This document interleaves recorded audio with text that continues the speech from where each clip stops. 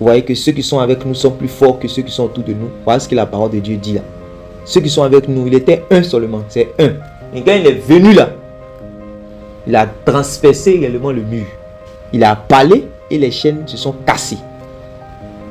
Donc, il faut que la parole de Dieu, tu vois ce que la parole de Dieu peut faire?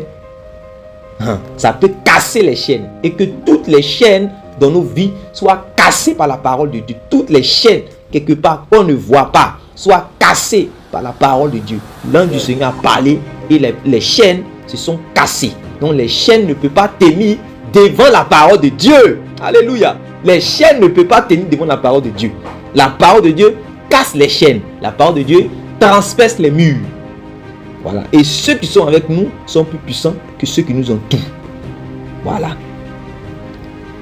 Et l'ange va commencer à lui dire, mets ta ceinture, attache tes sandales, et Pierre va obéir automatiquement. Pierre va obéir, et il va mettre son manteau, il va suivre l'ange. Il est en train de suivre l'ange, mais pendant qu'il saute, Pierre ne se rend pas compte en fait de ce qui se passe. S'il est dans un songe, s'il est dans une vision, il ne savait pas. Donc ils vont passer le premier poste, voilà, premier poste de garde, deuxième poste de garde, ils vont passer même le dernier, voilà, ils donnent sur la rue et ils vont voir que la porte va faire quoi? La porte va s'ouvrir, la porte de fer va s'ouvrir seule. La porte de fer va s'ouvrir seule. Donc c'est qu'est-ce que Dieu peut pas faire? Qu'est-ce que Dieu ne peut pas ouvrir pour nous, mes frères? Pourquoi nous sommes incrédules? Qu'est-ce que le Seigneur ne peut pas faire pour nous? Quelle est la porte que Dieu ne peut pas ouvrir pour nous, mes frères? Nous devons continuer à croire. La parole de Dieu est vivante. La parole de Dieu n'est pas morte, elle est vivante. Pourquoi dès que nous voyons une situation, nous avons... Non, nous ne devons pas avoir peur. Lorsque Moïse était devant la mer Rouge, les Pharaon et son armée avec les chars, les cavaliers, tout ça faisait beaucoup de bruit. Quand ils venaient, les enfants d'Israël ont commencé à trembler. Ils regardent à gauche, à droite, il n'y a pas d'issue. Ils regardent derrière, l'ennemi arrive. Ils regardent devant, ils voient la mer, tout est fermé et ils ont commencé à pleurer. Mais la Bible dit que Moïse regarde la mer, il prend le bâton et il regarde la mer, il dit aux enfants d'Israël, regardez la délivrance de l'Éternel. Comment est-ce que tu peux voir la mer qui est fermée et puis tu peux voir la délivrance de l'Éternel? C'est-à-dire que pendant que les gens voient la mort, toi tu vois la délivrance. Alléluia! Pendant que les gens voient la maladie, toi tu vois la guérison.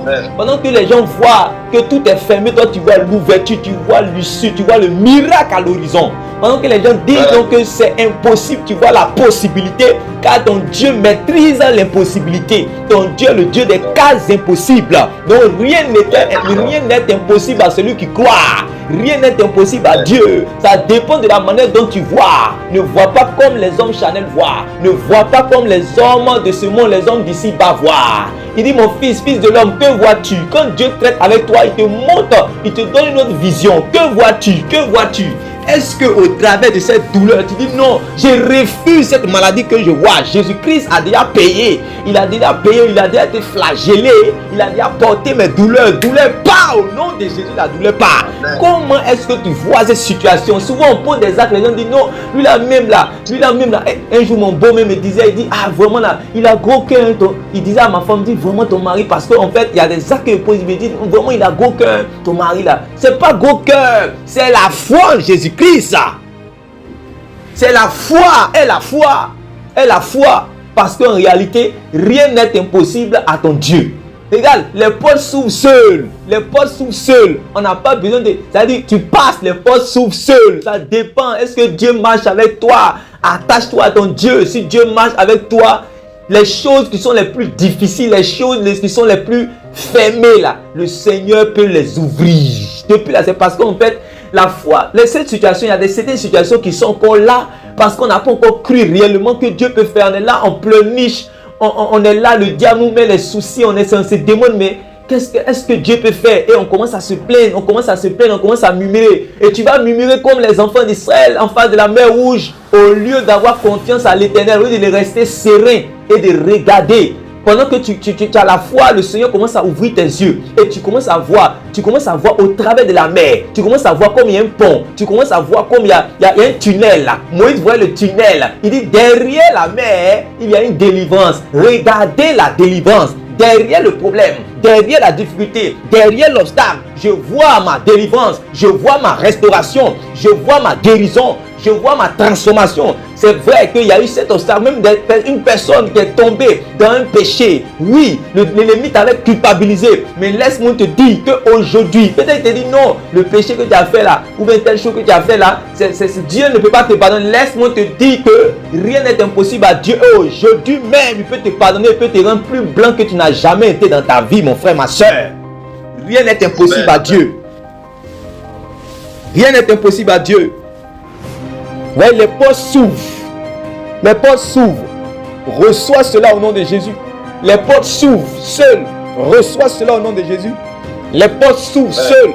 Regarde, pense à ce problème-là et regarde comme si réellement ce n'est plus un problème. Les portes s'ouvrent seules. C'est la solution que tu regardes. Regarde-le. Regarde ce problème. Dis-lui. Regarde autrement.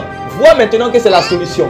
Vois maintenant que c'est la solution. Vois maintenant que c'est la guérison. Vois maintenant que c'est la guérison. Vois-le, regarde-le et vois que c'est la guérison. Regarde-le et vois que c'est le miracle. Regarde-le et vois que le vent a déplacé la montagne. Le vent a déplacé la montagne. Le vent a déplacé la montagne.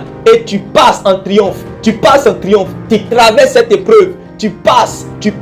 Il n'y avait pas d'issue. Mais sur la base de l'Éternel, il y a quelque chose. Sur la base de l'Éternel, il y a quelque chose. Il a dit à Pierre, avance en eau profonde, prends le filet, jette-le. Et Pierre avance en eau profonde. Malgré la pêche qu'il avait faite toute la nuit sans rien prendre, un expert. Il n'a pas compté sur son expertise, mais il a compté sur la parole de l'Éternel. La parole de l'Éternel est plus vivante et plus puissante que l'expertise de l'homme. La parole de Dieu est plus vivante et plus puissante que la maîtrise, le doctorat de quoi? Laisse-moi te dire, sa parole court avec vitesse. Sa parole est éternelle. Sa parole est créatrice. Est-ce que tu comprends, mon frère? Sa parole est créatrice. Elle crée les choses. Regarde cette situation-là. Regarde et dis à cette situation-là que Dieu est en train de créer une nouvelle chose. Il est en train de créer une nouvelle chose. Il est en train de créer une nouvelle chose, mon frère, ma soeur. Alléluia. Il est en train de créer cela. Dieu ouvre un chemin là où personne réellement ne peut ouvrir. Ils passaient. Donc ils sont passés. Les choses sont ouvertes seuls. Voilà. Et lui-même il est tourné. Et c'est ainsi que ton miracle va te tourner. Ça va te tourner. Dis, maintenant, je comprends que le Seigneur a envoyé son ange. Voilà. Je pensais que vraiment, je dormais, je faisais une vision. Mais réellement, le Seigneur sait que c'est son ange qu'il a envoyé pour m'arracher de la main de Hérode. Tout sort d'Hérode. Ici, Hérode peut être symbolisé par n'importe quelle situation dans laquelle tu te dis que c'est une impossibilité. Laisse-moi te dire que réellement le Seigneur peut t'arracher de ce problème-là. Peut-être qu'il y a quelqu'un qui n'est pas concerné, mais il y a un autre qui est concerné, il y a quelqu'un qui est concerné. Laisse-moi te dire que le Seigneur, par ta foi, il t'arrache de cette situation, il t'arrache de cet Hérode au nom de Jésus-Christ. Amen. Voilà. Le Seigneur l'a fait échapper au sort réellement que les Juifs attendaient de lui avec impatience. Il a été délivré par la main de Dieu. Alléluia. Donc on va s'arrêter réellement ici. On va s'arrêter ici. Tu as reçu réellement ce que vraiment tu as reçu, ce que tu attendais de Dieu par la foi. Tu reçois cela. Voilà. Tu reçois cela, tu expérimentes cela. Tu témoigneras de cela au nom de Jésus. Voilà. Tu crois en un Dieu qui est capable. Dieu est capable. Nous avons l'habitude de chanter. Dieu est capable de faire tout ce qu'il dit. Il le fera. Nous devons croire. Le Dieu qui te fait marcher dans la sanctification est celui-là qui peut t'ouvrir les portes fermées. Voilà. Le Dieu qui te fait parler en d'autres langues et qui te fait prophétiser, voilà, ce même Dieu-là est capable de faire des choses miraculeuses, extraordinaires dans ta vie. Voilà, ne promène pas les regards inquiets, ne sois pas désemparé, ne sois pas découragé, ne sois pas abattu, voilà, mais crois que Dieu peut le faire. Crois que Dieu peut le faire. Le miracle là, ça peut être réellement, ce Hérode là, ça peut être l'homme fort qui empêche la conversion des membres de ta famille. Mais les membres de ta famille seront arrachés de la main de Hérode au nom de Jésus-Christ. Ils seront arrachés. Il y a les Hérodes spirituels. Il y a les Hérodes spirituels, les hommes forts auxquels il y a les esprits auxquels les parents sont allés se prosterner et aujourd'hui sont devenus durs à l'évangile. Mais que Dieu les délivre, les arrache de la main de Hérode afin qu'ils puissent voir briller la splendeur de l'évangile et qu'ils croient un matin comme ça. Ils t'appellent Linda, Boya, Yasmine, Thierry. Jésus m'a touché et Jésus le touche au nom de Jésus-Christ. Il faut croire cela et cela va arriver. Il faut croire cela et cela va arriver. Aujourd'hui tu es chrétien, mais laisse-moi te dire que peut-être il y a des gens qui croyaient, quand ils te voyaient dans le péché, ils croyaient que Dieu pouvait te toucher, ils ont prié pour toi. Le Seigneur t'a visité aujourd'hui. Laisse-moi te dire que si tu places ta confiance en l'Éternel, il ne te décevra pas. Il ne te décevra pas. Souvent le diable est en train de nous distraire pour nous dire oui, mais voilà, tes parents là, ils ne vont pas se convertir, que voilà, il faut laisser ça, tu vois. Non, nous ne croyons pas. Le diable est un menteur et il restera menteur.